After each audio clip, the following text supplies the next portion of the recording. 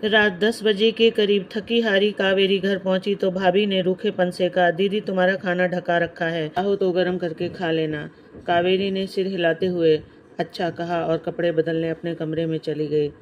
हाथ मुंह धोकर खाना लेकर वह कमरे में आई ही थी कि भाभी की बातें उसके कानों में पड़ी। अब तो हद हो गई है, रोज ही रात को देर से लौटना।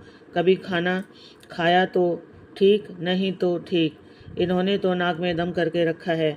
मोहल्ले वालों की बातें सुन सुनकर तो मेरे कान पक गए हैं।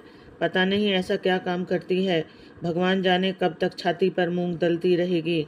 भाभी भैया से यह सब कह रही थी। अब तक भैया ने एक शब्द भी नहीं कहा था। इस पर खींचती हुई भाभी बोली, अब कुछ बोलो भी, तुम्हारी शय पाकर ही तो सिर पर चढ़ती जा रही है। कल ही दीदी ने साफ साफ बात कर लो, वरना मैं ही पूछ लूँगी। इस पर भैया का कुछ धीमी आवाज़ में सुनाई दिया, अरे ऐसा क्या गजब मत करना, भगवान, उसी की कमाई से तो घर चल रहा है। कुछ और निर्णय ले लिया उसने तो पछताती फिरोगी। भूल गई क्या पिछली घटना, जब हमारे तंग करने पर गर्ल्स हॉस्टल रहने चली गई थी वह, तब घर में कैसे फाके पड़ गए थे, कितनी मुश्किल से मना कर लाए थे हम उसे।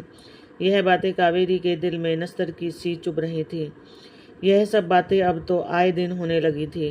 कावेरी सुन सुनकर थक चुकी थी, हर बार खून का घूंट पीकर रह जाती। उसकी भूख खत्म हो चुकी थी। उसने थाली को वापस रसोई में लाकर रख दिया और चुपचाप बिस्तर पर आकर लेट गई। नींद आंखों से कोसों दूर थी। सुबह उसे जल्दी मिसेज गुप्ता के यहाँ जाना था। दिन भर कभी ट्रेन का तो कभी बस का सफ़र करना, वह एक जगह से दूसरी जगह पहुँचना, यह सब उसकी दिनचर्या का हिस्सा था। कावेरी फिजियोथेरेपिस्ट थी। उसे अपने मरीज के घर जाकर व्यायाम, मालिश आदि के बारे में बताना समझाना पड़ता था। इसलिए उसे मुंबई जैसे शहर में बहुत भागदौड़ करनी पड़ती थी, जो में कई नामी ग्रामी हस्तियां थी। काफ़ी अच्छी प्रैक्टिस चल रही थी उसकी। इस मुकाम तक पहुंचने में उसे काफ़ी मेहनत व संघर्ष करना पड़ा। जिंदगी के 15 साल उसने इस पेशे में बिता दिए थे, तब कहीं जाकर वह इस मंजिल तक पहुंची थी।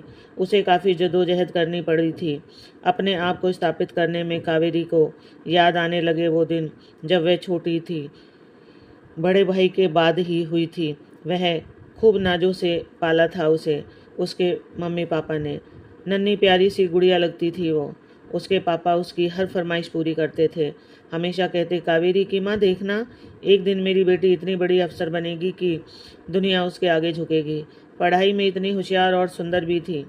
इसके लिए तो मैं राजकुमार सा दूल्हा ढूंढूंगा।